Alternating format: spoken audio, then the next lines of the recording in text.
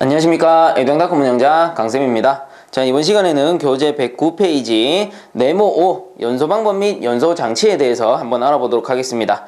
자, 그 밑에 보시면 연소란 가연 성분 CHS 가연 성분이 공기 중 산소와 화합하여 빛과 열을 수반하는 현상이다. 자, 그래서 쉽게 말하면 연료가 타는 현상을 우리가 연소라고 하죠.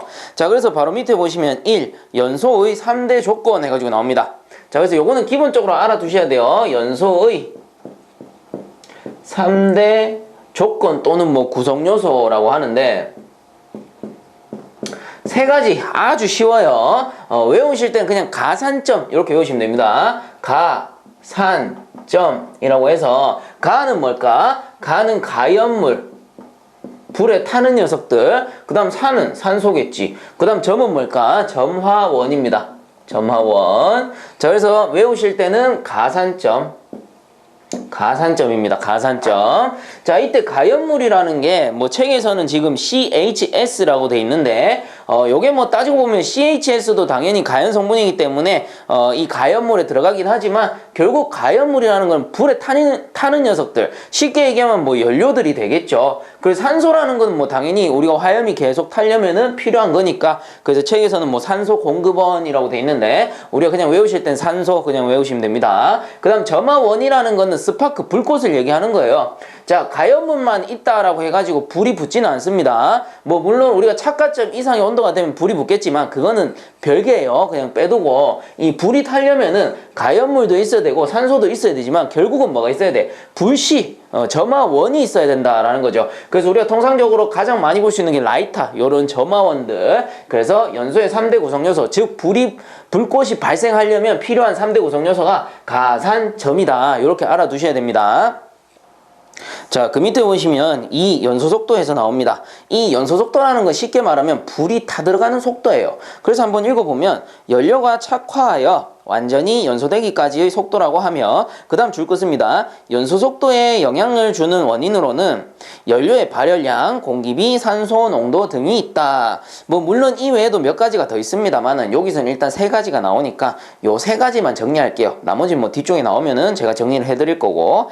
그래서 첫 번째 연료의 발열량 같은 경우는 뭐 이렇게 생각해 보세요. 연료의 발열량이 크다. 그럼 즉 열량이 크다라는 소리잖아. 그럼 불이 타들어가는 속도 어떨까? 당연히 발열량이 클수록 불이 타는 속도는 빨라지겠죠. 즉 연료의 발열량이 클수록 연소 속도는 빨라집니다. 그 다음에 공기비, 공기가 많을수록 타는 속도가 어때? 빨라지겠죠. 그래서 공기비가 클수록 연소 속도가 빨라진다. 그 다음 산소 농도나 뭐 공기비나 같은 말이겠죠. 그래서 산소 농도가 높을수록 당연히 연소 속도는 빨라질 겁니다. 자, 이렇게 이해를 하고 넘어가시면 될 것 같고요. 자, 그 다음에 밑으로 넘어가기 전에 잠깐 우측에 보시면 용어 정의 해가지고 나옵니다. 이 부분 정리하고 넘어갈게요. 자, 첫 번째, 발열 반응.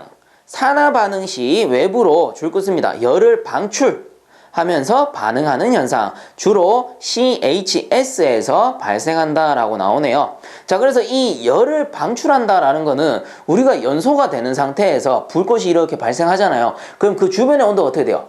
올라가지. 온도가 계속 올라가. 왜 그래? 화염에서 발생되는 열량 때문에 그래요. 이렇게 화염에서 발생되는 열량이 결국 뭐야? 열을 주변으로 방산한다라고 해가지고 이런 거를 발열 반응이라고 합니다. 자, 그래서 연소하면은 발생하기 때문에 결과적으로 가연 성분에서 발생한다 해서 CHS에 발생한다라고 쓰여 있는 거고요. 자, 그 다음 그 밑에 보시면 흡열 반응 해가지고 산화 반응 시 외부로부터, 이건 반대입니다. 열을 흡수 줄 거 주세요.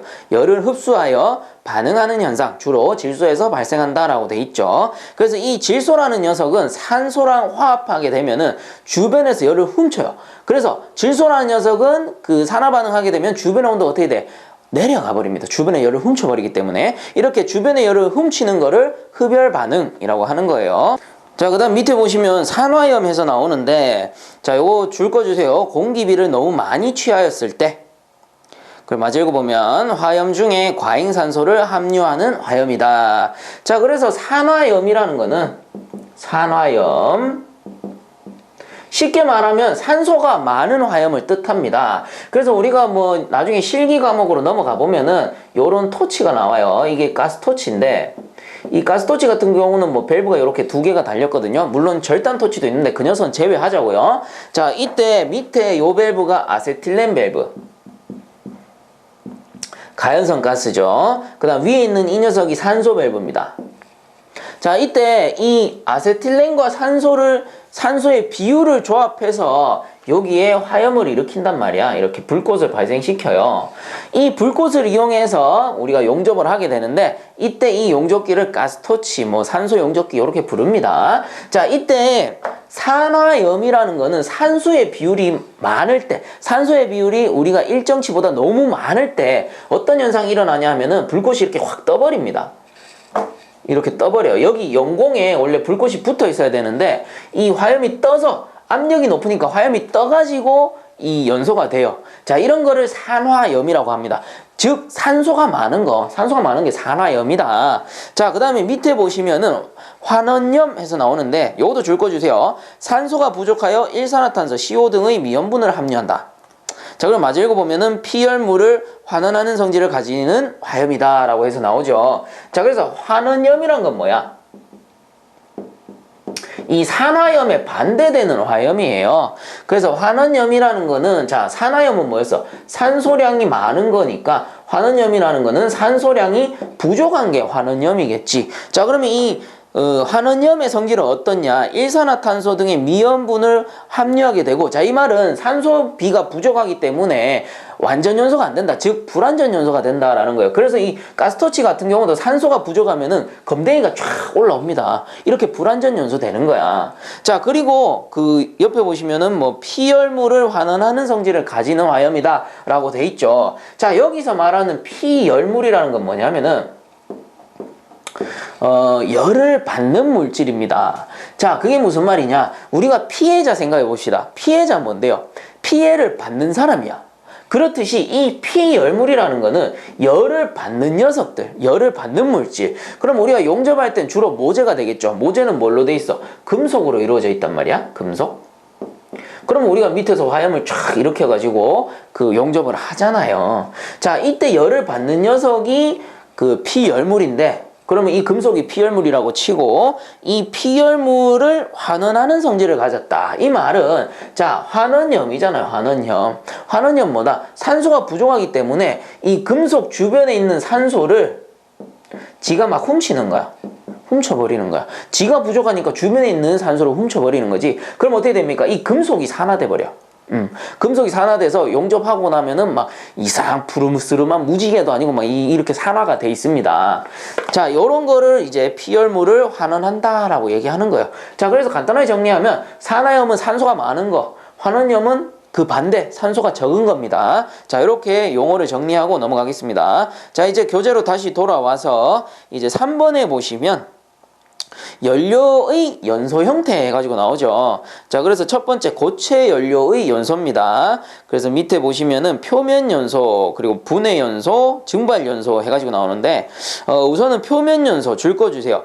연소 초기에 화염이 나타나지 않으며 표면이 빨갛게 빛이 나면서 연소하는 형태. 그래서 종류로는 코크스, 목탄 이렇게 되어 있습니다. 자, 그래서 이 표면 연소가 뭐냐면은 말 그대로 표면이 탄다라는 거예요. 뭐 코크스라던가 여기서 말하는 목탄 같은 경우는 얘들은 어떻게 연소하냐면은 최초에 불을 딱 대잖아요. 우리가 연소를 시작하면은 이렇게 화염이 발생하지 않아요. 화염이 발생하지 않고 어떻게 타냐면 자세히 보면은 표면부터 빨그스름하게 이렇게 탑니다. 불그스름하게 해가지고 서서히 안쪽으로 이렇게 타고 들어가요. 그래서 우리가 외부에서 봤을 때는 화염이 발생하는 게 아니고 그냥 빨갛게 보여. 표면이 빨갛게 보여. 그래서 표면만 연소한다라고 해가지고 표면 연소. 이게 어디? 고체 연료의 연소 형태 중 하나입니다. 자, 그 다음에 두 번째 보시면 분해 연소 나오죠. 분해. 분해 연소도 줄 거 주세요. 연소 초기에 화염을 내면서 연료가 가열 분해되어 기체로 변해 공기 중의 산소와 화합하면서 연소하는 형태. 그래서 종류도 줄 거 주세요. 석탄, 장작 등.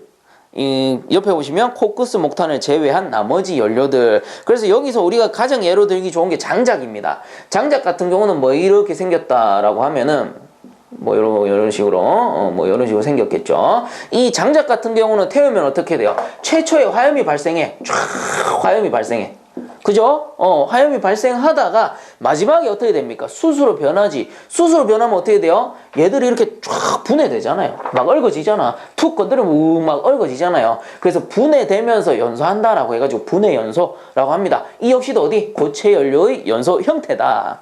자, 그 다음 세 번째 보시면 증발연소 나오죠. 고체가 가열되어 줄 것입니다. 가연성 가스를 발생시키며 연소하는 형태. 그래서 가장 대표적인 그 연료가 나프탈렌 해가지고 나오는데, 자, 이 증발연소 같은 경우는 어디서 가장 많이 볼 수 있냐면은 웨딩 뷔페 있죠. 웨딩 뷔페 뭐 그 좀 고급 호텔의 뷔페 같은데 보면은요, 음식 쟁반이 이렇게 있으면 음식을 쫙 담아 놓습니다. 음식을 쫙 담아 놓고요, 거기 밑에다가 어떤 고체를 하나 갖다 놓습니다. 그래서 요거를 이제 비커 같은데 이렇게 담아 놓죠. 그리고 불꽃을 탁 튕구죠. 그럼 어떻게 돼요? 아래쪽에서 화염이 이렇게 쫙 발생해요. 그래서 이게 뭐냐면 고체 자체에서 증발하면서 연소하는 형태입니다. 그래서 이런 것들이 대부분 뭐 나프탈렌, 그래서 고체 연료라고 흔히 부르죠. 이런 거를 증발 연소라고 하는 겁니다. 자, 그래서 이 고체 연료의 연소 형태는 세 가지입니다. 뭡니까? 표분증. 자, 이렇게 세 가지입니다. 표분증, 표면 분해, 증발, 연소 형태. 자, 그 다음 넘어가도록 합시다. 자, 이제 110페이지 상단에 보시면 갈로 2에 액체 연료의 연소 해가지고 이제 액체 연료의 연소 형태입니다. 자, 액체 연료 연소 형태 해가지고, 자, 첫 번째 증발 연소. 자, 이것도 한번 읽어보면은 연료가 표면으로부터 증발하면서 화염을 내는 연소 형태. 그래서 액체 연료로는 중류, 경류, 등류, 휘발유 등이 있고, 기체 연료는 뭐 대표적인 게 LPG가 있다, 이렇게 나오네요. 자, 그래서 이 액체 연료의 증발 연소, 뭐 앞에서 고체 연료의 증발 연소와 크게 다르지 않습니다. 이렇게 있으면 연료를 딱 담아두면요, 여기 위에다 스파크를 탁 튕구잖아. 그럼 연료가 이렇게 증발하면서 화염으로 이렇게 이어지는 현상. 자, 이런 거를 이제 증발 연소라고 하고, 물론 요 증발식 버너를 사용하게 됩니다. 자, 그 다음에 보시면 동그라미 2번에 분해 연소 해서 나오죠. 동그라미 2번에 분해 연소. 자, 분해 연소는 갈로 안에 뭐라고 돼 있습니까? 무화연소라고 돼 있죠. 그래서 이 무화연소는 뭐냐면은, 얘는 여기 앞에는 우리가 증발식 버너를 썼다면 이 두 번째 분해 연소 같은 경우는 회전식 버너를 사용합니다. 회전식 버너. 이 회전식 버너 같은 경우는 이 녀석의 원리가 회전력에 의해 연료를 비산시켜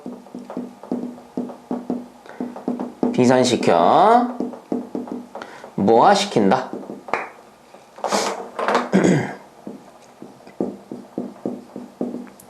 그래서 이 액체 연료가 버너 안에 들어가게 되면 액체 연료 안에 회전체가 액체 연료가 아니고 그 회전식 버너 안에 회전체가 있단 말이에요. 그럼 이 회전체가 확 돌아가면서 연료를 쫙 비산시키는 거지. 그럼 어떻게 됩니까? 액체 연료가 비산되면서 무화가 되는 거겠죠. 그 입자가 가늘어진단 말이야. 자, 그런 원리를 이용한 게 요 회전식 버너입니다. 그래서 분해 연소 같은 경우는 무화 연소라고도 하고, 회전식 버너의 무화 현상을 이용해서 연료를 연소시킨다 라는 게 되겠죠. 자, 이때 액체 연료의 그 연소 형태 두 가지는 결국 뭡니까? 증분이에요. 증분. 근데 우리가 앞에서 뭐 배웠어? 고체 연료의 연소 형태도 배웠잖아. 고체 연료는 뭐였어요? 표증분이었다면 이 액체 연료는 뭡니까? 증분이야. 외우기 쉽죠? 다시, 고체 연료는 표증분, 액체 연료는 증분. 이게 다예요. 앞에 거 하나 지우면 돼. 자, 이렇게 외워주시면은 크게 어려울 거 없습니다. 왜 이렇게 외우라고 할까? 그 연소 형태의 종류를 물어보는 문제가 나오니까 이렇게 알려드리는 거예요.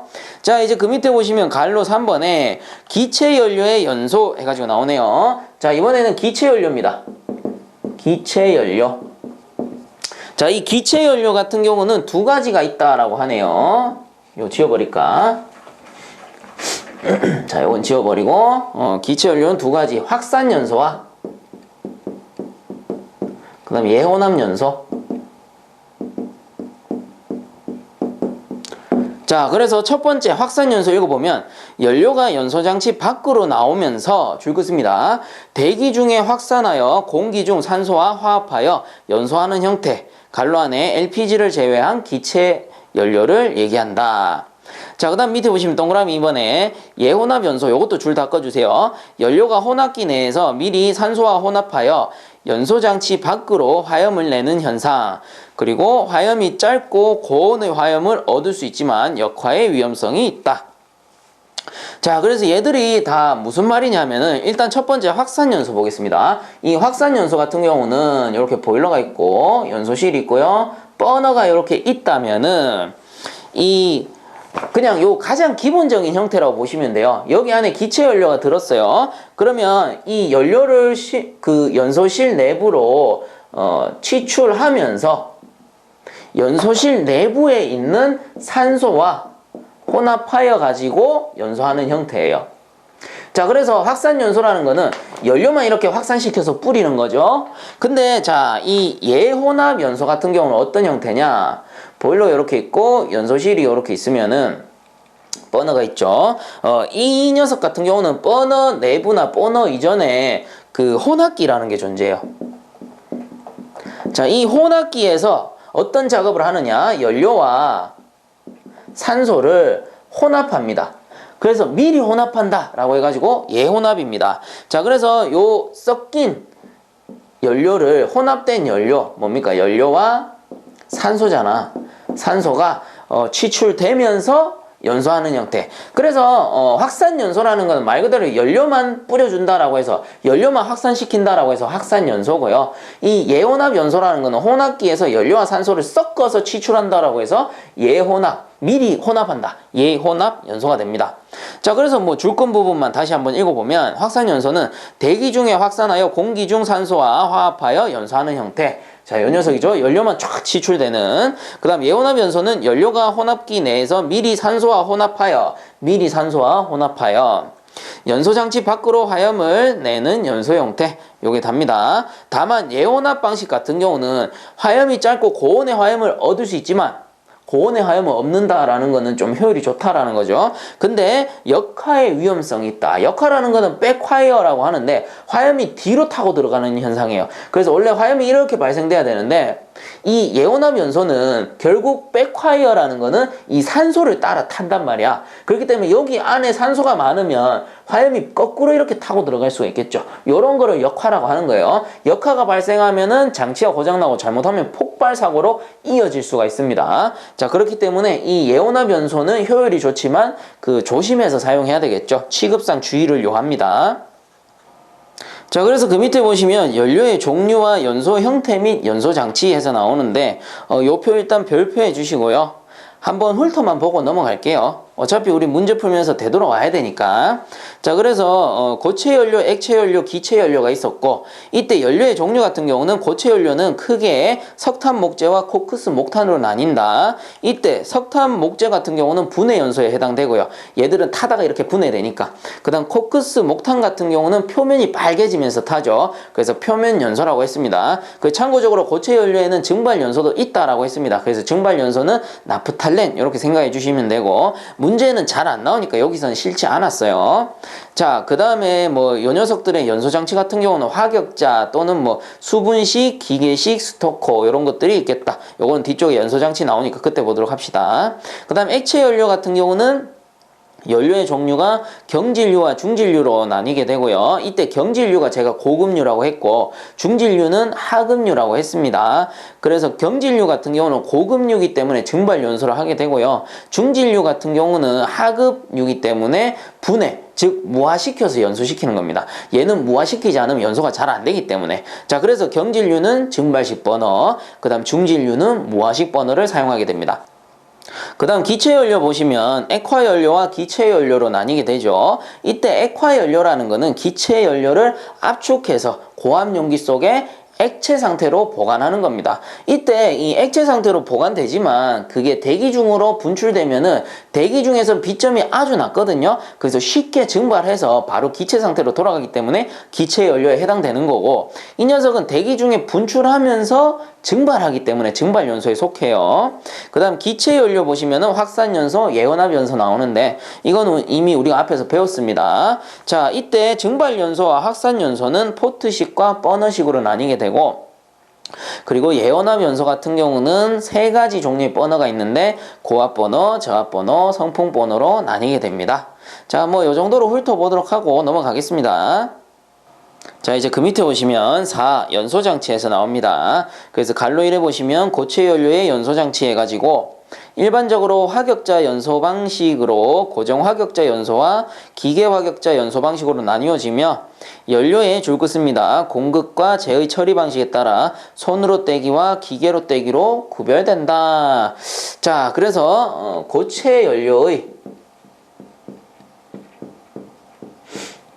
연소장치네요.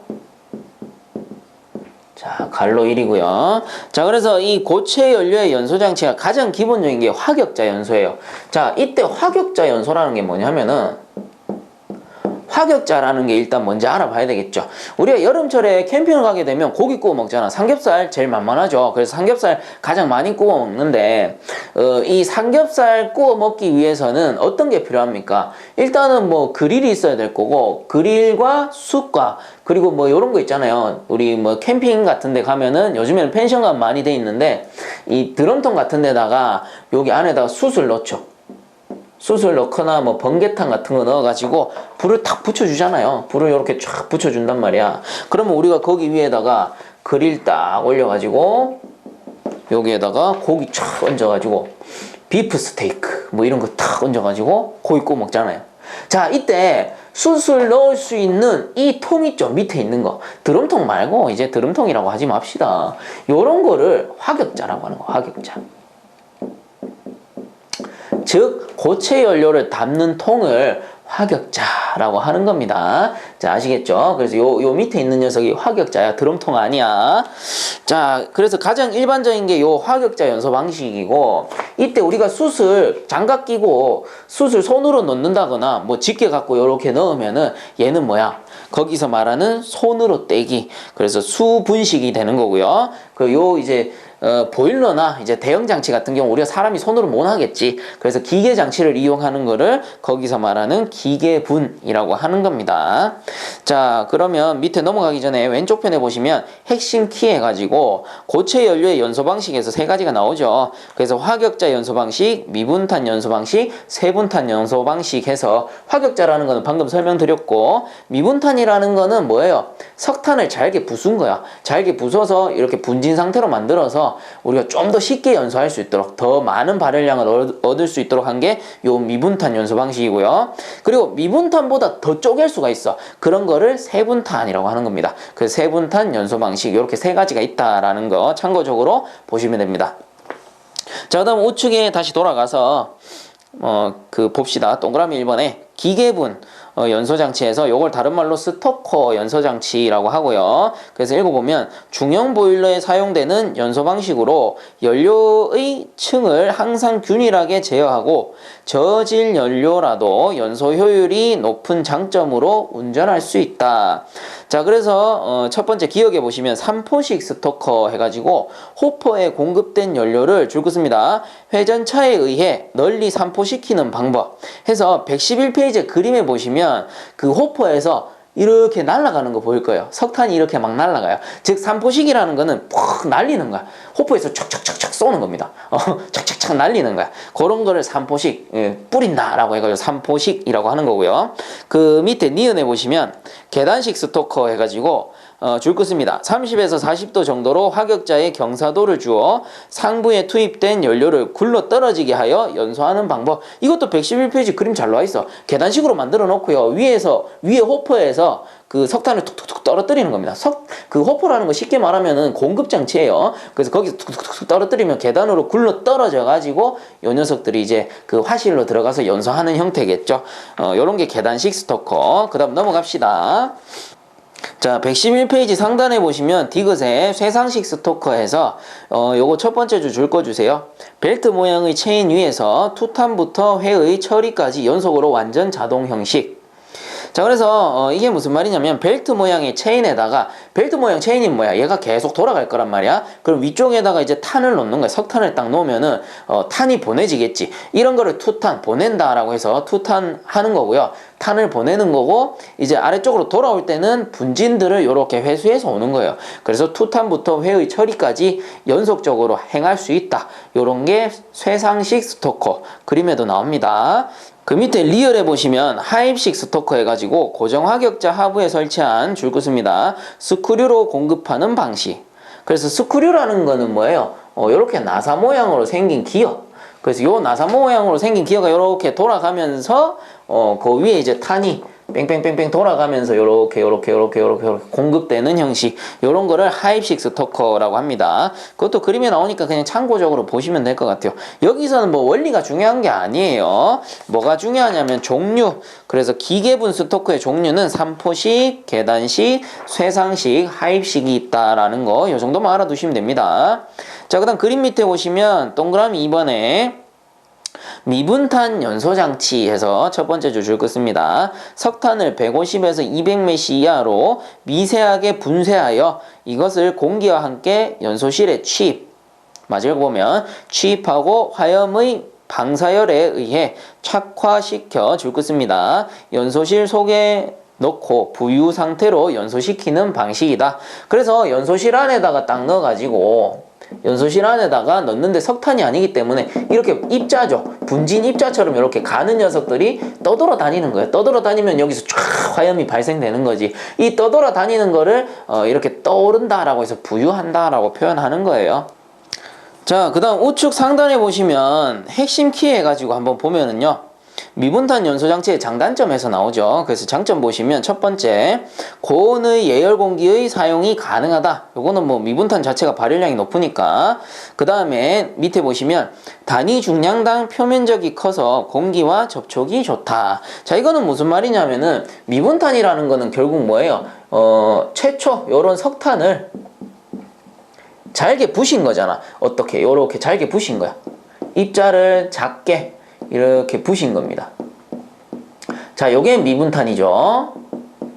물론 세분탄은 이거보다 더 잘게 부수는 건데 특징은 뭐 미분탄이나 세분탄이나 고놈입니다. 자, 그래서 최초에 요 석탄을 요렇게 바꿨으니까 표면적이 어떻게 되는 거야? 석탄 같은 경우는 표면적이 요 겉에 있는 이 면적이 다예요. 요게 다야. 근데 요거를 잘게 부수면 어떻게 되냐? 표면적이 이것도 표면적, 이것도 표면적, 이것도 표면적. 자, 이런 식으로 표면적이 기존의 그 면적보다 훨씬 넓어져 버리는 거예요. 넓어져 버렸기 때문에 불에 더 잘 타고 발열량이 높아지는 거예요. 자, 그게 두 번째 내용이 되고요. 그 다음 세 번째, 적은 공기로도 충분히 연소가 가능하다. 그래서 이 앞에서 나왔듯이 표면적이 크기 때문에 공기와의 접촉이 좋고 그로 인해서 적은 공기로도 충분히 연소가 가능하다. 이 소리가 되겠죠. 그 다음에 네 번째 보시면 연소 조절이 용이하여 부하 변동에 응하기가 쉽다. 요거는 이제 앞에 나왔던 일반 고체연료, 석탄 뭐 요런 것들에 비해서 연소 조절이 용이하다. 이 소리고요. 그 다음 다소 저급의 탄이라 할지라도 연소 효율이 높다. 요렇게 잘게 쪼개놨으니까 전열 효율이 올라간 거죠.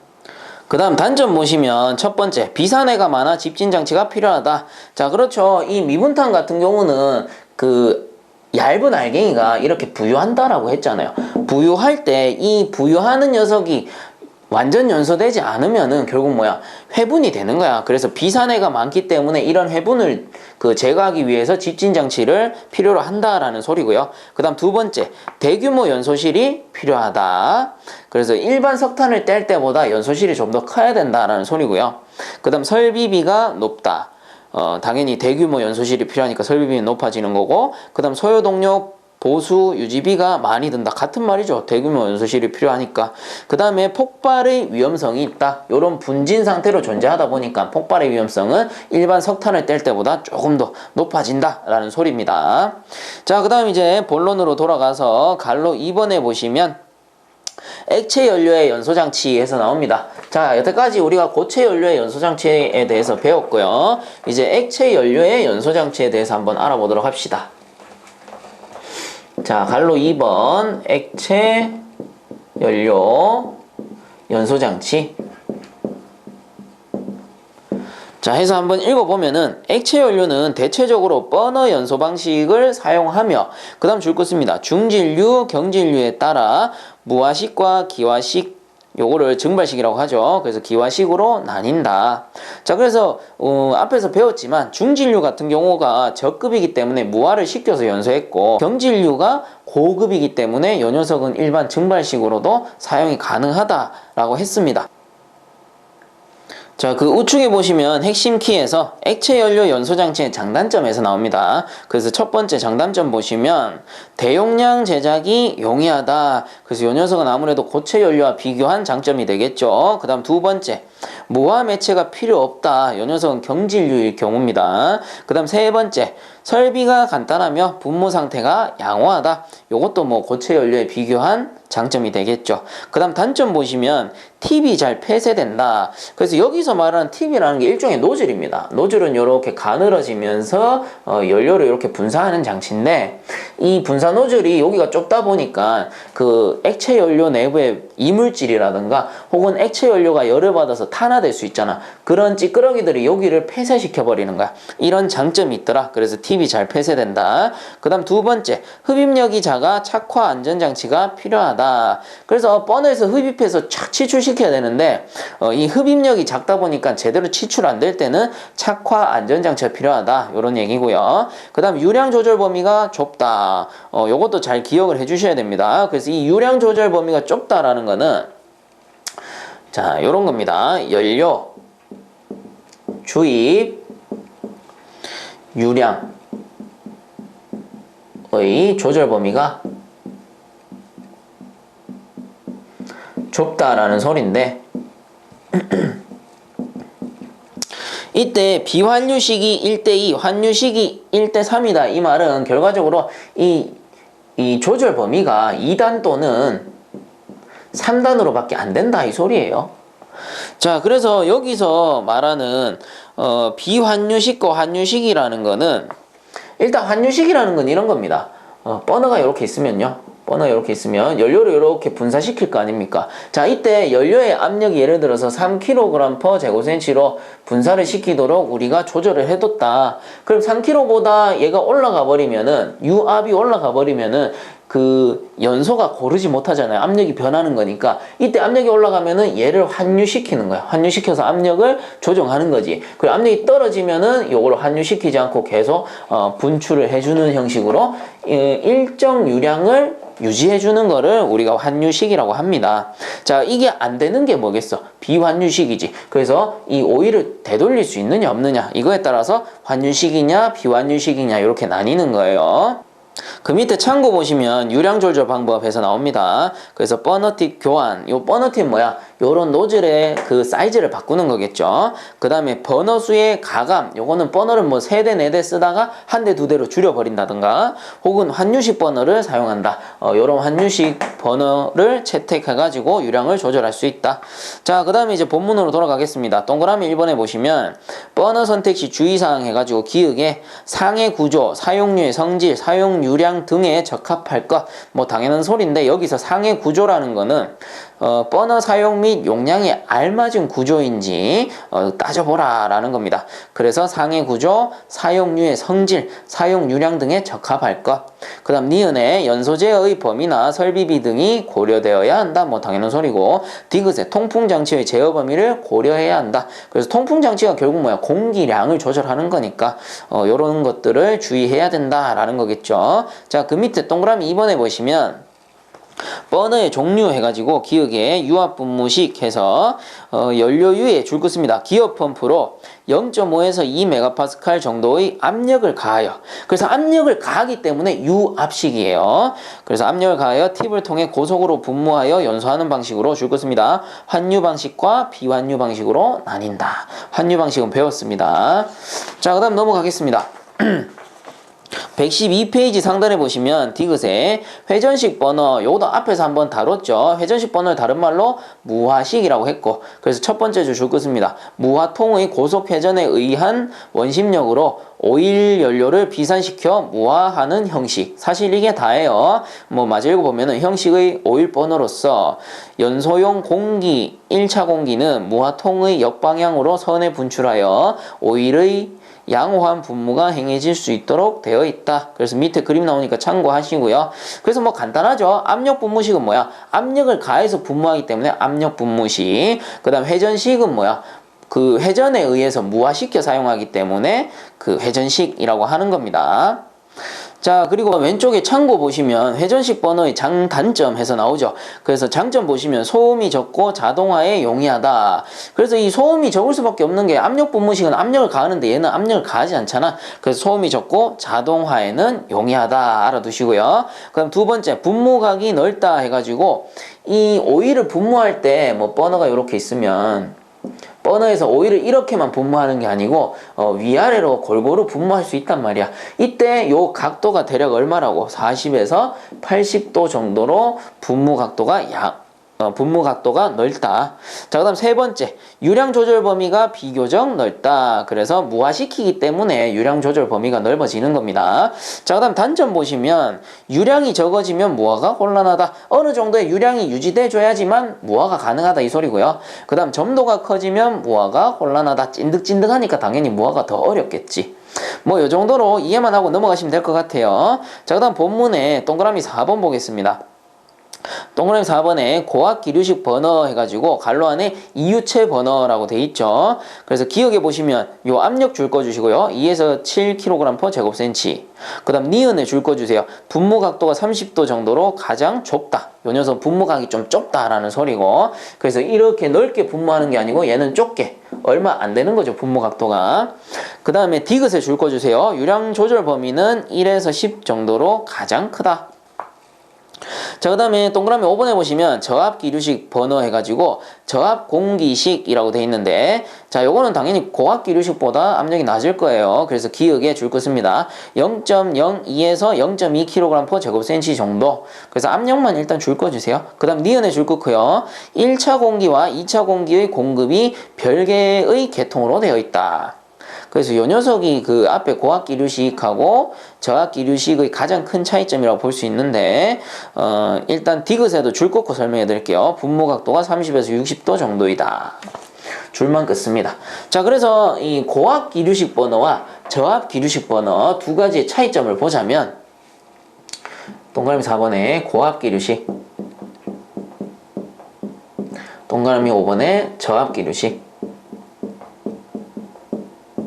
일단 압력이 다르죠. 얘는 2에서 7kg/제곱센치 정도의 압력으로 사용이 되는 거고, 그리고 이 저압은 0.02에서 0.2kg/제곱센치 정도로 사용이 되는 겁니다.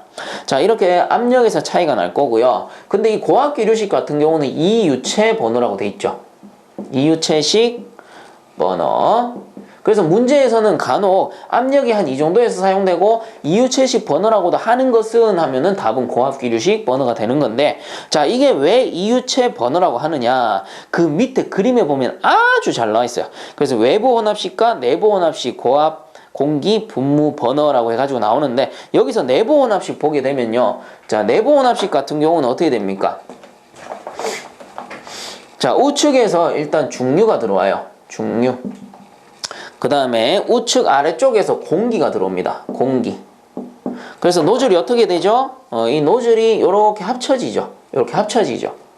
그럼 여기서 어떻게 되는 거예요? 여기서 중류와 공기가 섞여가지고 나가는 겁니다. 그래서 유체가 두 개다라고 해서 이유체식 버너라고 부르는 거예요. 자, 그리고 이 저압기류식은 어떠냐? 그 우측에 보면 나오잖아요. 저압공기, 그래서 증기분무식 버너 해가지고 요 녀석은 계통이 어때요? 일단 여기에 가운데 기름이 들어오고요. 기름이 들어오고, 뭐 아래쪽에서 이제 공기가 착 들어옵니다. 아래쪽에서 이렇게 공기가 들어오는데 뭐 물론 공기가 이렇게 이제 외부로 이런 식으로 통과를 합니다. 이때 노즐이 여기라고 한다면 어때요? 공기 따로 이렇게 분사가 되고요. 기름 따로 이렇게 분사가 되기 때문에 이 녀석은 이유체 번호가 아닌 거죠. 이유체 번호는 뭐야? 분사될 때 두 개가 섞여 나오는 거예요. 자, 그래서 고압기류식은 이유체 번호라고 하는 거고 저압기류식은 따로 분사되는 형태이기 때문에 뭐 별도의 명칭은 없습니다. 그냥 저압 공기식이다 이렇게 부르는 거예요. 자, 그다음 동그라미 6번에 건타입 버너 해가지고 첫 번째 줄 긋습니다. 송풍기와 버너를 조합한 형식으로 제어 방식이 용이한 버너이다. 맞아, 읽어보면 0.7MPa 정도의 유압으로 노즐에 공급하며 연소 조절은 온오프 방식이다. 자, 해서 이 건타입 버너는 건 모양, 즉 총 모양으로 생긴 거예요. 이렇게 해가지고 총 모양으로 생긴 버너야. 그래서 제가 맨날 통상적으로 그리는 버너 모양입니다. 자, 그리고 이렇게 생겼고 여기 이제 전극봉이 이렇게 달려 있습니다. 자, 그리고 이 녀석은 그 줄근 부분에도 나오지만 송풍기랑 조합한 버너예요. 자, 그래서 이 녀석의 이 동작 순서가 있어요. 동작 순서는 최초 송풍기가 가동됩니다. 송풍기가 가동돼요. 자, 그래서 송풍기가 가동되면 어떻게 되는데 공기가 이렇게 치출된단 말이야. 그럼 얘는 연소실에 이렇게 연결이 돼 있을 겁니다. 그리고 뒤쪽은 굴뚝이 있잖아. 그러면은 이 연소실 내부에 예를 들어 미연소분이 있다. 그럼 얘가 존재하는 상태에서 스파크를 탁 튀어버리면은 역화 또는 논의 폭발이 되는 거죠. 자, 이때 공기가 이 송풍기가 가동되면 공기가 이 미연소분을 쫙 밀어내는 거예요. 자, 이게 뭡니까? 프리퍼지. 그래서 보일러의 안전운전을 위해서 송풍기가 가장 먼저 작동이 됩니다. 자, 그 다음에 작동되는 게 점화 트랜스. 점화 트랜스라고 해서 점화 트랜스가 뭐 별도로 이렇게 네모나게 붙어 있어요. 그래서 얘가 탁 동작되면은 이 앞에 전극봉이 붙어 있잖아. 이 전극봉이 세 개가 이렇게 붙어 있단 말이에요. 자, 그래서 여기서 이제 스파크가 탁 튀는 거야. 스파크가 탁 튀는 거야. 그럼 보세요. 일단 공기 요거 뭐야? 산소 공급원. 그 다음 이 점화 트랜스 팀은 뭔데? 이거는 가산점 중에 점화원이 되는 거지. 불씨. 그죠? 그럼 이제 뭐만 있으면 돼요? 가산점, 가연물. 이제 그러면 이 세 번째는 뭐야? 오일이 치출되겠죠.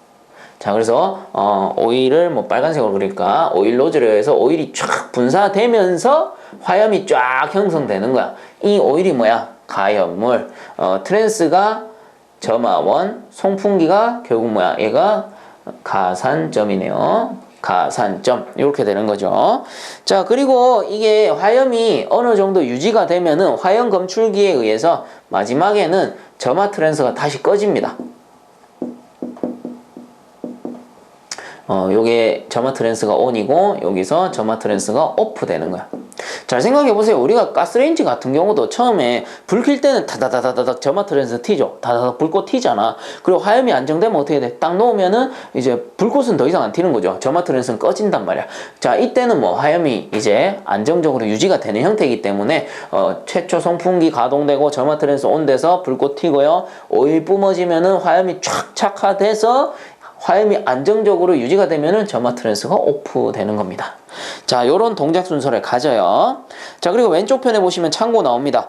건타입 버너의 특징 해서 뭐 간단하게 읽어볼게요. 구조가 간단하며 주로 소형 보일러에 사용한다. 그리고 콤팩트하게 제작되었다. 콤팩트하다는 게 여러 개의 장치를 요렇게 작은 장치에다가 모아서 효율적으로 만들어 놓은 형태예요. 그래서 이 형태 자체가 콤팩트하다. 자, 그 다음에 양호한 연소가 이루어진다. 아무래도 송풍기가 붙어 있으니까 공기량 조절이 용이하겠죠. 자, 그 다음 넘어가도록 하겠습니다.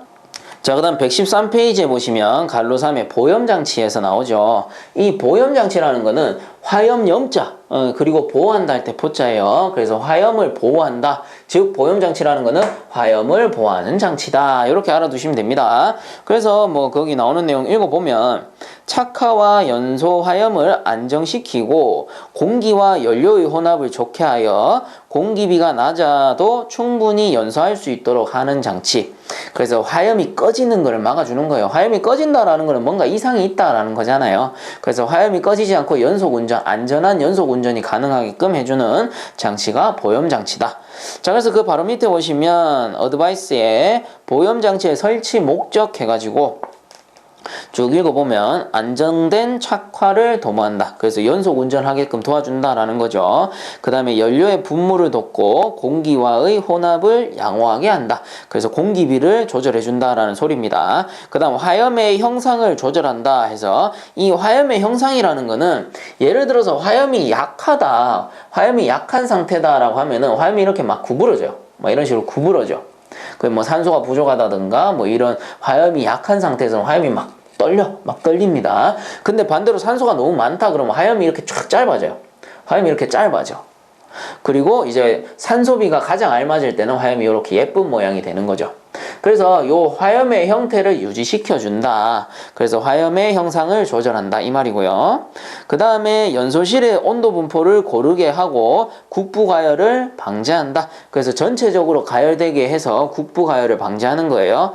그 다음에 연소가스의 체류 시간을 지연시켜 화염을 안정을 도모한다. 그래서 연소가스가 체류 시간이 길어진다 이 말은 화염이 계속 연소를 하게끔 만들어준다 이 소리예요. 그래서 체류 시간이 짧다라는 건 뭐야? 연소가 제대로 안 된다라는 소리지. 쉽게 꺼져버릴 수 있잖아요. 그래서 연소가스의 체류 시간을 지연시켜 화염의 안정을 도모한다. 자, 이렇게 읽어보시고 이해만 가시면 됩니다. 그 다음 밑에 보시면 동그라미 1번에 윈드박스 나오네요.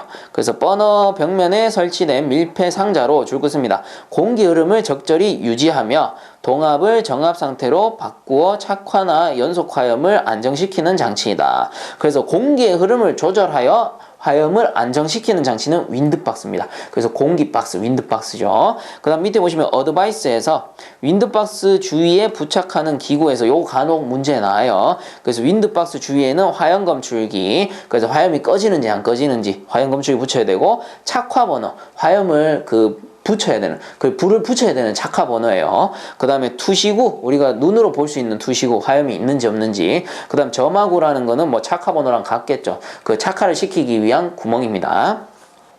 자, 그 다음 동그라미 2번에 보시면 버너 타일 나오네요. 그래서 요거 줄 꺼주세요.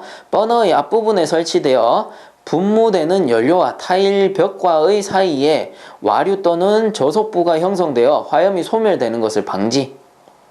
자, 그래서 분무되는 연료라고 하면은 뭐 예를 들어 연소실이 이렇게 있다.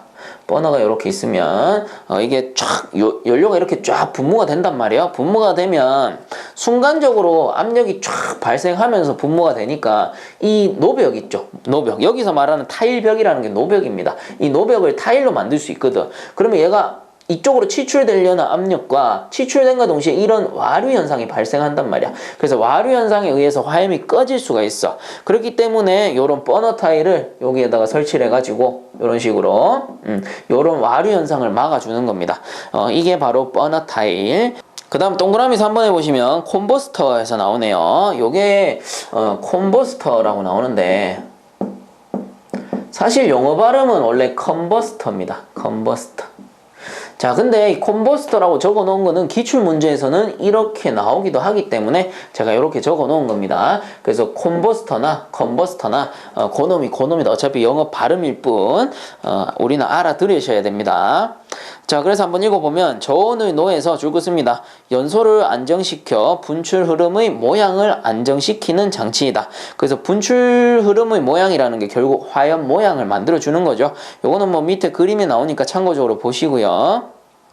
그 다음 동그라미 4번에 보시면 스테빌라이저 해서 나오고요. 요거를 다른 말로 보염기 이렇게 부릅니다. 자, 그래서 줄 거 주세요. 연료유의 분무 흐름이나 연소 공기 사이에서 저유속 흐름을 유도함으로써 불꽃의 안정성을 유지케 하는 장치이다. 자, 그래서 이 스테빌라이저 같은 경우는 밑에 그림이 잘 나오는데 이렇게 연소실이 있으면 여기 끝에, 노즐 끝에 이렇게 벌어지는 부분이 있어요. 쫙 벌어지는 부분. 이런 식으로 생겼는데 이 마지막에 여기 이제 쉽게 말하면 배관의 직경을 넓힌 거예요. 그래서 이 오일이 이렇게 들어오다가 여기서는 오일이 이렇게 쫙 분산되겠죠. 분산되면서 유속 자체가 어때? 배관의 직경이 좁을수록 유속은 빠르잖아. 그렇기 때문에 반대로 이렇게 넓혀버리면 유속이 확 떨어진단 말이야. 그래서 빠른 유속으로 지나갈 때보다 저유속으로 지나갈 때 당연히 화염이 훨씬 안정적이겠죠. 충분히 탈 수 있는 시간을 주는 거니까. 그렇기 때문에 연료유의 분무 흐름이나 연소 공기 사이에서 저유속 흐름을 유도함으로 불꽃의 안정성을 유지케 하는 장치다. 그래서 요거를 보연기 또는 스테빌라이저 이렇게 부른다라는 소리입니다. 그래서 이 보연기의 장치를 꼭 기억을 하셔야 돼요. 그래서 저는 이렇게 외웠습니다. 보염 장치의 종류는 윈버컴스 해가지고 윈드박스, 버너타일, 컨버스터, 스테빌라이저. 그래서 컨버스터나 콘버스터나 같은 말이고요. 여기서 이제 스테빌라이저가 다른 말로는 보염기가 되는 겁니다. 자, 그래서 혼동하지 마세요. 이 네 가지가 보염 장치고요. 하염의 안정을 유지시켜주는 보염 장치고요. 그리고 요 스테빌라이저는 별도의 명칭이 보염기라는 겁니다. 그래서 혼동하지 마시고 그렇게 정리를 해주시면 좋을 것 같아요. 자, 그 다음 넘어갑시다. 자, 그 다음 114페이지 상단에 보시면 급유계통 해가지고 나오네요. 그래서 저장 탱크, 서비스 탱크, 유예열기에서 나오는데, 자, 일단 동그라미 1번에 저장 탱크는 연료 메인 탱크 줄 거 주시면 됩니다. 그래서 연료 메인 탱크로 7일에서 14일 정도의 분량을 저장하며 저장 온도는 40에서 50도씨 정도이다. 자, 그 다음 동그라미 2번에 서비스 탱크 같은 경우도 줄 거 주세요. 버너로 이송하기 전 저장 탱크로부터 3에서 5시간 정도 사용할 분량을 저장하는 탱크. 그래서 뭐 마저 한번 읽어보면은 탱크로 보일러로부터 2m 이상 떨어진 곳에 설치하며 버너보다 1.5m 이상 높게 설치한다. 그래서 예열 온도는 60에서 70도씨다. 그 다음 밑에 보면 유예열기 나오는데 요거는 조금만 이따 하도록 하고요. 자, 급유계통이라는 건 이런 겁니다. 보일러가 이렇게 있죠. 보일러가 이렇게 있을 때 버너가 여기에 있다라고 쳤을 때 여기서 일단 첫 번째 저장 탱크. 저장 탱크는 뭐 보일러실 외부에 있던가 좀 엄청나게 멀리 떨어져 있습니다. 그래서 이게 저장 탱크. 말 그대로 이 보일러에 쓸 연료를 담아두는 탱크, 메인 탱크입니다. 메인 탱크. 그래서 여기에 이제 넣어두는 양이 대략 7일에서 14일 정도 사용할 수 있는 양을 충전해 두는 겁니다. 자, 액체 연료죠. 액체 연료. 지금 액체 연료 하고 있습니다. 자, 그 다음에 이제 서비스 탱크란 건 뭐냐면은 보일러보다 좀 위에다가 설치를 해요. 위에 딱 설치해가지고 이 중류나 이런 거는 점도가 높기 때문에 예열해서 보내주기 위해서 이런 서비스 탱크를 설치를 합니다. 그래서 저장 탱크의 서비스 탱크랑 이렇게 연결이 되고요. 버너를 이용해서 보내주겠죠. 자, 이때 서비스 탱크라는 거는 보통 보일러 사용 전 한 3시간에서 5시간 정도 사용할 수 있는 양을 충전해 둡니다. 자, 그리고 요거를 이제 버너랑 연결해서 우리가 연료에 연소에 사용을 하게 되겠죠. 이때 보일러로부터 이 거리가 이격 거리가 2m 이상. 그리고 버너보다 1.5m 이상 높게 설치해 줘야 된다. 요 소리입니다. 그래서 높게 설치하는 건 왜 그래요? 중력에 의해서 자연스럽게 들어갈 수 있게끔 해주는 겁니다. 자, 이때 뭐 예열 온도는 한 60에서 70도씨 정도로 유지할 수가 있다. 그래서 이 예열 온도랑 관계가 되는 게 그 밑에 동그라미 3번에 유예열기라고 있습니다.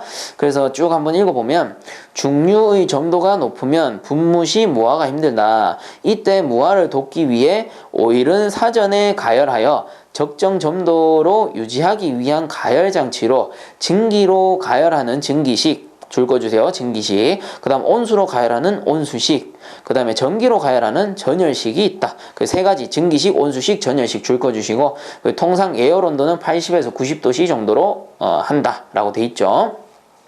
자, 그래서 원래 이 서비스 탱크 내에도 이 예열기가 있습니다. 예열기 뭐 전열 코일식이라든가 아니면 증기랑 이렇게 연결해서 증기로 예열하는 장치가 있는데 이때의 예열 온도가 이 서비스 탱크에 설치된 녀석은 60에서 70도씨 정도를 유지해 줘야 된다라는 소리고요.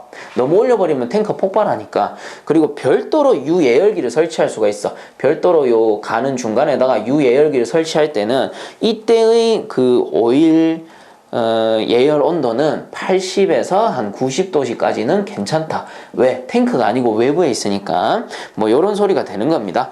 자, 그래서 저장 탱크, 서비스 탱크, 유예열기가 되겠죠.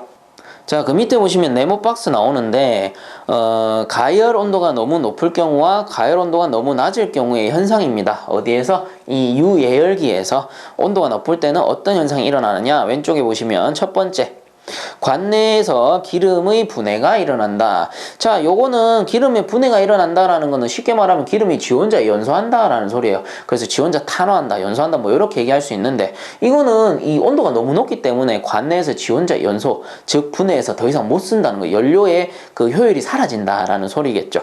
자, 그다음 두 번째, 분무 상태가 고르지 못하다. 요거는 온도가 너무 높을 경우에는 그 오일의 점도가 너무 낮아지기 때문에 지 멋대로 튀는 거예요.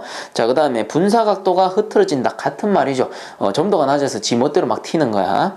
그 다음 네 번째, 탄화물 생성의 원인이 된다. 이것은 뭐 첫 번째랑 똑같죠. 기름이 분해하기 때문에 지 혼자 탄화되는 거죠.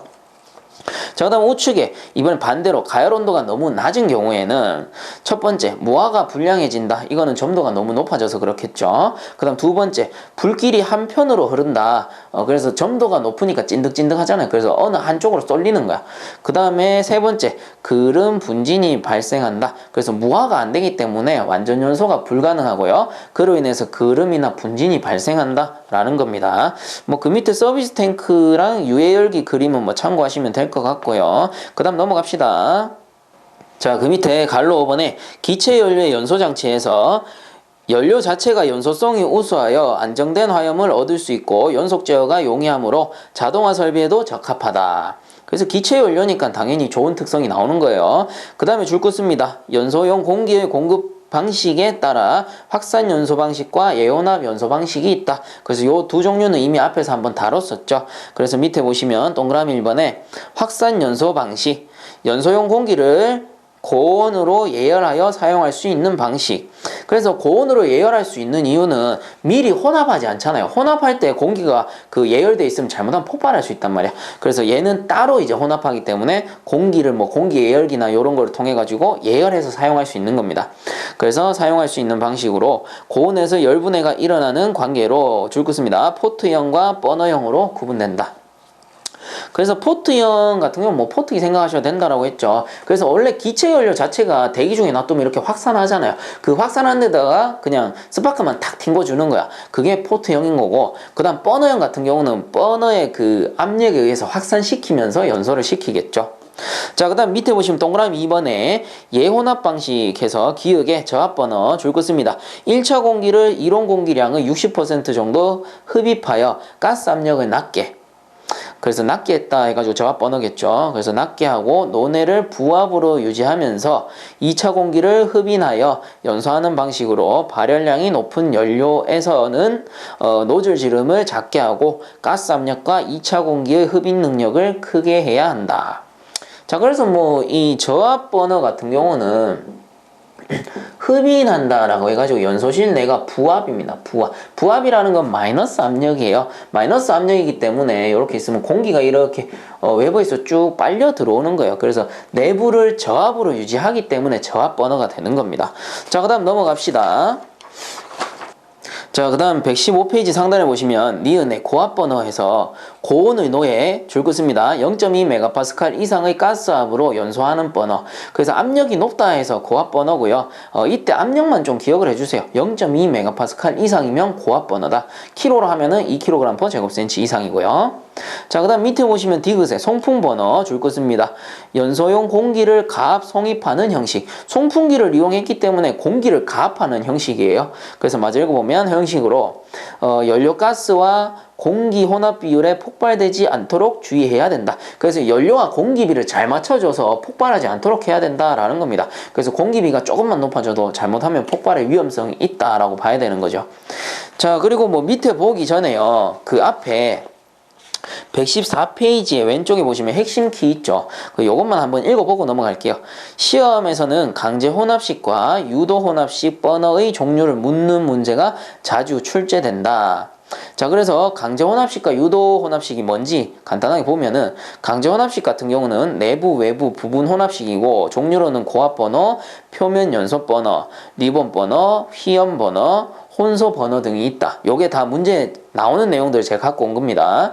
그 다음에 유도 혼합식은 적화식, 분전식이 있고요. 종류로는 파이프 버너, 어미식 버너, 측연 버너, 링 버너, 슬리트 버너, 적외선 버너, 중압 분전식 버너가 있고요. 그 다음에 이제 별개로 라디언트 튜브 버너라고 해서 방사관을 이용한 강제 혼합식 버너가 있더라 해가지고 지금 당장 외우지 마세요. 문제 많이 나오는 게 아니고 간혹 나오는데 이 교재에서는 다뤄지지 않는 내용이라서 제가 별도로 이렇게 빼가지고 정리를 해놓은 것 뿐입니다. 그래서 이런 게 있구나라는 정도만 알고 넘어가도록 할게요. 자, 그래서 115페이지 돌아와서 동그라미 3번에 보시면 기체 연료의 연소 특징 돼 있습니다.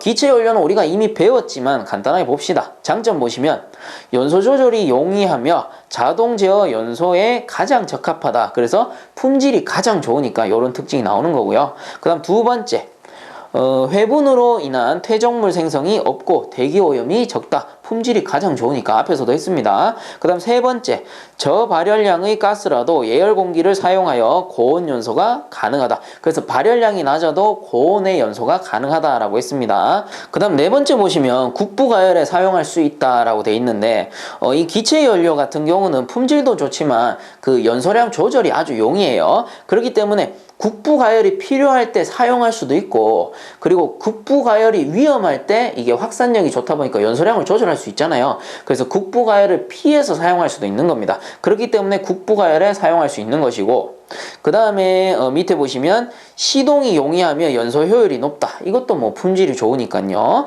그 다음 마지막에 보시면 고체 액체 연료 연소에 비해 가장 적은 공기비 연소를 할 수 있다. 그래서 작은 공기비로도 완전 연소가 가능하다라고 했습니다. 그 다음 단점 보시면 가격이 비싸다. 그래서 품질이 좋기 때문에 가격이 비싼 거고, 그 다음 두 번째, 연료의 저장, 수송에 큰 시설을 요한다. 그래서 이렇게 큰 시설을 요하니까 또 가격이 비싸지는 거죠. 그 다음 세 번째 보시면 가스 누출에 의한 위생상의 위해와 가스 폭발에 의한 재해의 위험성이 높다. 그래서 기체 연료 중에는 독성가스도 있다 보니까 위생상의 위해 또는 이제 확산력이 좋으니까 가스 폭발의 위험이 있겠더라. 뭐 이런 단점이 있다라는 소리죠. 자, 그 다음 그 밑에 보시면 갈로 6번에 공기비 M 해서 나오죠. 그래서 뭐 다른 말로는 과잉 공기 개수라고 나오고요. 그래서 요거는 앞에서 한번 다뤄드렸기 때문에 간단하게 하고 넘어가면 될 것 같아요. 그 첫 번째 줄 긋습니다. 실제로 사용한 공기량이 이론 공기량의 몇 배에 해당되는가를 나타낸 개수이다. 즉 그 다음에도 줄 꺼주세요. 실제 공기량과 이론 공기량의 비이다. 해서 우측에 보시면 공식 잘 나와 있습니다. 그래서 공식 보게 되면은 공기비 M은 A0분의 A라고 해가지고 결과적으로 이 공기비라는 녀석은 실제 공기량 나누기 이론 공기량이다라는 거. 그리고 여기 이제 네모 박스에서 말하고자 하는 거, 공식 정리해서 말하고자 하는 거는 뭐냐면은, 자, 공기비 공식이 이렇게 되어 있으니 예를 들어서 여기서 실제 공기량을 구하고 싶다. 그러면 이 실제 공기량 A만 남기고 넘겨버리면 되는 거예요. 그래서 이 A0가 이쪽으로 넘어가니까 A라는 게 결국은 M 곱하기 A0라고 해서 실제 공기는 공기비 곱하기 이론 공기와 같다. 이렇게 되는 거죠. 그리고 예를 들어서 이론 공기량을 구하고 싶다. 그러면은 이 이론 공기량하고 공기비하고 자리 바꾸면 되죠. 우리 2항에서 다 배웠습니다. 그래서 A0는 이 자리 바꾸니까 M분의 A 해서 이론 공기량은 공기비분의 실제 공기량 이렇게 구할 수도 있다라는 거죠. 자, 그래서 본문으로 돌아가서 표에 보면은 공기비가 적을 때와 공기비가 클 때 이렇게 나오죠. 자, 그래서 이 공기비라는 건 통상적으로 원래 연료를 완전 연소시키려면 이론 공기량보다 실제 공기량이 조금 더 들어가 주게 됩니다. 근데 우리가 보일러를 운전하다 보면 어떤 경우는 공기가 많이 들어갈 수도 있고요. 어떤 경우는 공기가 적게 들어갈 수도 있어요. 그래서 기존에 센서가 고장 났다거나 아니면 송풍기에 노즐이 막히거나 이러면 공기가 많거나 줄어들 수가 있거든요. 자, 그래서 이렇게 공기비가 적어졌을 때, 즉 공기량이 적어졌을 때 혹은 공기비가 클 때, 공기량이 늘어났을 때 어떤 현상이 발생하느냐 해가지고, 자, 한번 보게 되면은 요거 이해를 잘 하고 넘어가셔야 됩니다. 문제에서 자주 나오기 때문에. 그래서 왼쪽에 공기비가 적을 때는 불완전 연소가 되기 쉽다. 공기가 부족하다. 산소가 부족하기 때문에 완전 연소가 어렵죠. 그로 인해서 불완전 연소가 되는 거고, 불완전 연소에 의해서 미연소 분이라던가 그 그을음, 매연이 많이 발생할 수가 있어요. 그래서 두 번째 보시면 미연소 가스에 의한 가스 폭발과 매연이 발생할 수 있다. 자, 그래서 공기비가 적을 때는 이렇게 보일러가 있으면 내부에서 연료가 완전 연소하면은 이렇게 연소하면은 미연분이 발생하지 않는데 완전 연소가 잘 안 된다라고 했죠. 공기비가 적으니까. 그래서 이 미연소분이 발생하는 거야. 연소하지 않은 연료. 연소하지 않은 연료분. 자, 이런 게 결국은 어떻게 됩니까? 화염이 꺼졌다가 다시 우리가 착화시킬 때 논의 폭발로 이어질 수가 있는 거죠. 그리고 이런 미연분이 많아지면 많아질수록 당연히 불완전 연소가 많아지는 거고, 그로 인해서 매연, 그름이 많이 발생할 수 있다라는 겁니다. 그 다음 세 번째, 미연소 가스에 의한 열 손실이 증가한다. 그래서 다 타지 못한 성분이기 때문에 얘들이 이렇게 외부로 방출되면 결국은 손실이에요. 자, 그 말인 거고요. 자, 그 다음 우측에 보시면 공기비가 클 때, 이제 공기량이 너무 많이 있을 때 어떻게 되느냐. 자, 첫 번째, 연소실의 온도가 저하한다. 이거는 공기비가 많다. 이거는 어디에 공기예요? 실외에 있는 외기잖아. 그 외기 공기가, 차가운 외기 공기가 많이 들어와 버리면 당연히 연소실 내부의 온도는 낮아지겠죠. 자, 그 다음 두 번째, 배기가스량 증가로 열손실이 증가한다. 그래서 들어오는 공기량이 많다라는 거는 빠져나가는 공기량도 많다라는 거야. 그래서 제가 앞에서 한번 설명드렸죠.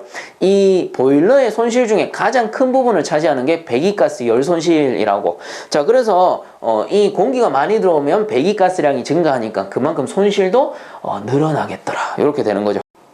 자, 그 다음 세 번째, 배기가스 중 NO, 일산화질소 및 NO2, 이산화질소가 많이 발생되어 부식촉진과 대기오염을 초래한다. 자, 그래서 공기비가 많아지면 산소 농도 역시 많아지는 거니까 이 산소와 질소가 더 많이 화합하겠죠. 그로 인해서 일산화질소와 이산화질소가 많이 배출되는 거고, 그로 인해 가지고 부식 및 대기오염을 초래할 수 있다라는 소리입니다. 자, 그 다음 개념 잡기 문제 한번 풀어보겠습니다. 연료의 연소에서 환원염이라, 자, 이거 이미 배웠습니다. 산화염과 환원염이 있었죠. 자, 이때 산화염이라는 거는 산소량이 많다, 과잉하다 이 말이고, 환원염이라는 거는 산소량이 적다, 과소하다 이 소리입니다. 자, 그래서 이 문제의 답은 1번이겠네요. 산소 부족으로 인한 화염이다. 그래서 뭐 밑에 그 해설도 잘 나와 있죠. 산화염은 공기비가 너무 클 때 화염 중의 과잉산소를 함유하는 화염. 그 다음 환원염은 산소가 부족하여 불완전 연소하며 일산화탄소, CO 등의 미연분이 포함된 화염이다. 그래서 답은 1번. 자, 이렇게 해서 이번 시간도 마치도록 하고요. 본 강의가 도움되셨다면 유튜브 에듀왕닷컴 검색 후에 구독과 함께 영상 하단에 보시면 따봉 버튼 있으니까 한 번씩만 눌러주시면 감사하겠습니다. 자, 수고들 많이 하셨습니다.